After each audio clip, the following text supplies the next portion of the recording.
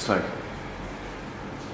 Hi friends, हमारा YouTube का पहला वीडियो है अलजेब्रा सब्जेक्ट के ऊपर। अलजेब्रा में हमें बोर्ड में 6 चैप्टर आने वाले। उस 6 चैप्टर में से हमारा पहला चैप्टर है लीनियर इक्वेशन इन 2 वेरिएबल्स। उसका प्रैक्टिस सेट 1.1 है और उसका क्वेश्चन नंबर 1 है, solve the following simultaneous equation. उसमें पहला क्वेश्चन है 5x plus 3y is equal to 9, 2x minus 3y is equal to 12। ये हमारा दूसरा इक्वेशन है। याद रखना, लीनियर इक्वेशन सॉल्व करने के लिए हमारे कोएफिशिएंट इक्वल होना जरूरी है। और कोएफिशिएंट को इक्वल, बहुत सारे बच्चों को तो कोएफिशिएंट पता नहीं होता, तो हम लोग इसकी बात करते हैं। अगर हम लोग को दिया गया है 2x, 5y, 4a, 7b, तो याद रखना इसको हम लोग बोलेंगे वेरिएबल।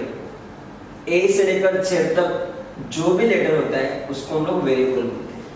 तो x, y, इसमें वेरिएबल क्या होगा a और इसमें वेरिएबल क्या होगा b। और उस वेरिएबल को, उस लेटर को जो भी नंबर चिपक के आया हुआ है, मतलब दोनों के बीच में इंटू होता है, तो उस नंबर को हम लोग बोलते हैं कोएफिशिएंट। तो इसमें कोएफिशिएंट है 2, इसमें है 5, इसमें है 4 और इसमें है 7। कभी कभी सिर्फ x होता है, तो यहाँ पर ये तुम्हारा वेरिएबल होगा, लेकिन यहाँ पर तुम्हारा कोएफिशिएंट नहीं दिया हुआ है। तो नहीं दिया हुआ है तो उसे मानना है तुमको 1। तो जब वेरिएबल के बाजू में अगर तुमको कोई भी कोएफिशिएंट नहीं दिया होगा उसको हम लोग लेते हैं 1। तो हमारा इक्वेशन सॉल्व करने के लिए सबसे पहला रूल है कोएफिशिएंट इक्वल होना। तो इक्वल क्यों होना चाहिए? क्योंकि 2 वेरिएबल को सॉल्व करने के लिए हम लोग को क्या करना पड़ता है कि किसी एक वेरिएबल को कट करना पड़ता है, कैंसिल करना पड़ता है। जब तक एक वेरिएबल को कैंसिल नहीं करोगे तब तक तुम्हारा दूसरे वेरिएबल का आंसर नहीं आएगा। तो एक वेरिएबल का आंसर लाने के लिए दूसरे वेरिएबल को कैंसिल करना पड़ेगा, और कैंसिल करने के बाद ही एक वेरिएबल का आंसर आएगा। और फिर दूसरे वेरिएबल का आंसर निकालने के लिए हम लोग जो आंसर आया हुआ है एक वेरिएबल का, उस एक वेरिएबल का आंसर हमको किसी भी इक्वेशन में डालने के बाद दूसरे वेरिएबल का आंसर हमको मिल सकता है। तो कैंसिल करने के लिए कोएफिशिएंट इक्वल होना जरूरी है। क्यों? तो उसके बारे में बात करते हैं। 7 में से 5 को अगर हम लोग माइनस करते हैं तो आंसर आता है 2, मतलब वो पूरी तरह से कैंसिल नहीं हो रहा है। तो पूरी तरह से कैंसिल होने के लिए 7 माइनस 7 लोगे तो 0 आएगा। उसी तरह से अगर 5 माइनस 1 करोगे तो 4 आएगा, मतलब वो पूरी तरह से कैंसिल नहीं हो रहा है। 5 माइनस 5 करोगे तो आंसर 0 आएगा। इसका मतलब ये हो गया कि जब तक तुम्हारा कोएफिशिएंट इक्वल नहीं होगा वो कैंसिल नहीं होगा। तो हम लोग को कोएफिशिएंट को सबसे पहले इक्वल करना है, और दूसरी बात मतलब उसके सिंबल डिफरेंट होने चाहिए। क्योंकि 5 और 5 अगर इसका सिंबल सेम होगा तो 5 प्लस 5 10 हो जाएगा। -5 माइनस 5 इसका भी सिंबल सेम है, तो ये -10 हो जाएगा, मतलब कैंसिल नहीं होगा। तो कैंसिल होने के लिए 5 माइनस 5 मतलब एक प्लस 5 और एक माइनस 5, तब आंसर आता है 0। तो हम लोग को तुम्हारे सिंबल भी एक दूसरे से अपोजिट होने चाहिए, मतलब डिफरेंट होने चाहिए, एक प्लस और एक माइनस होना चाहिए, तब आंसर आएगा। कोएफिशिएंट इक्वल करना और उसके बाद सिंबल अलग होना, तब हमारा आंसर आएगा। तो यहाँ पर सबसे पहले हम लोग देखेंगे, सबसे पहले इसको नेमिंग करेंगे। 5x plus 3y is equal to 9, इसको इक्वेशन नंबर 1 लिखना है। 2x minus 3y is equal to 12, इसको इक्वेशन नंबर 2 लिखना है। और इन दोनों को ध्यान से देखना है कि यहाँ पर कोई भी कोएफिशिएंट इक्वल है या नहीं। यहाँ पर 5 और यहाँ पर 2 है, ये दोनों भी कोएफिशिएंट अलग अलग है, डिफरेंट है। यहाँ पर 3 है और यहाँ पर भी 3 है, तो यहाँ पर कोएफिशिएंट इक्वल है, मतलब हमारा पहला प्रोसेस पूरा हो गया कि कोएफिशिएंट हम लोग को इक्वल मिल गया। दूसरी बात देखना है उस इक्वल कोएफिशिएंट के सिंबल डिफरेंट है या ऑपोजिट है। तो यहाँ पर +3 है और यहाँ पर -3 है, तो ठीक है, सिंबल में हम लोग को डिफरेंट मिल गए, ऑपोजिट मिल गए, मतलब हम ये इक्वेशन सॉल्व कर सकते हैं। और जब हम लोग को दिख रहा है कि प्लस और माइनस है और वो इजीली कैंसिल हो रहा है, तब हम लोग उस इक्वेशन को ऐड करते हैं।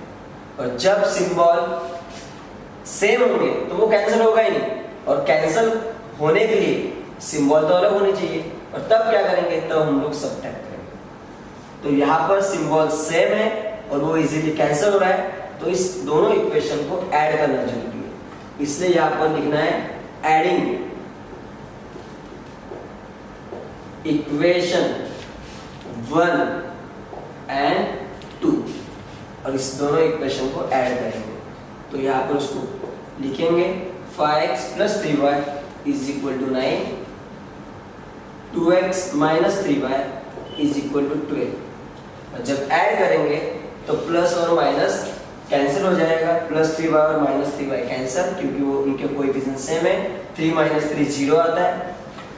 ऐड कर रहे हो तो 5 + 2 7 हो जाएगा, 12 + 9 21 हो जाएगा।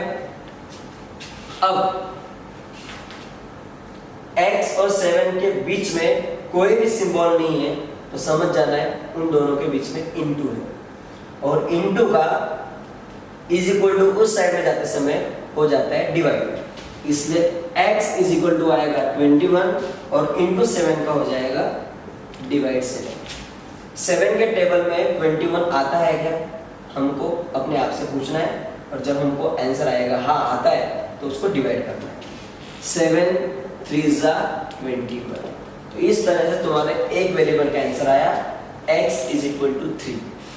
अब इक्वेशन सॉल्व तब होगा जब y का भी आंसर आएगा, और जब एक का आंसर आ गया है तो दूसरे का आंसर निकालने के लिए ये वैल्यू तुम दोनों भी इक्वेशन में किसी में भी पुट कर सकते हो, तो तुम्हारा y का आंसर आएगा।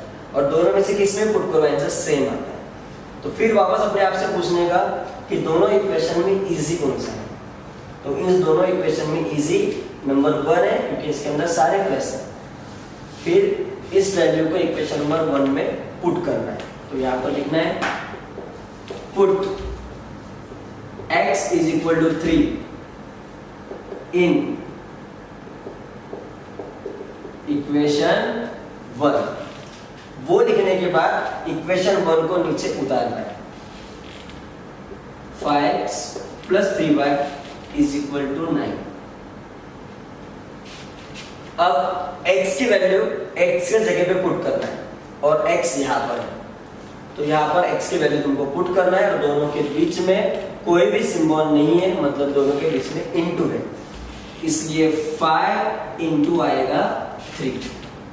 उसके बाद तुम्हारा प्लस का है वो प्लस ही रहेगा, तुम्हारा 3y है = 9, वैसे के वैसे लिखा। अब 5 × 3 तुमको पता ही है 15 होता है, वहां पे 15 करना है, बाकी को तुमको सेक्शन नहीं करना है। अब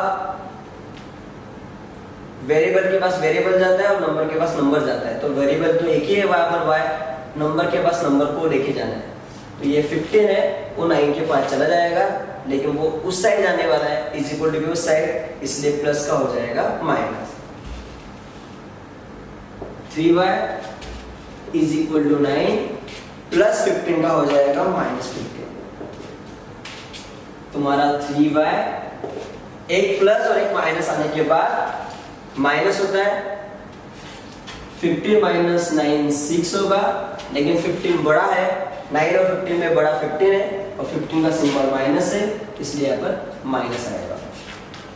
फिर एक वेरिएबल और एक कोएफिशिएंट के बीच में कोई भी सिंबल नहीं है, तो इनटू है, वो डिवाइड हो जाएगा। y = -6 इनटू का हो जाएगा डिवाइड, और 3 के टेबल में 6 आता है, 3 × 2 = 6, तो यहाँ पे 2 आएगा, और ये तुम्हारा माइनस का सिंबल वैसे ही रहेगा। तो तुम्हारा सॉल्यूशन आ जाएगा x, y = 3, x की वैल्यू 3, इसमें कॉमा और y की value -2. This is your solution.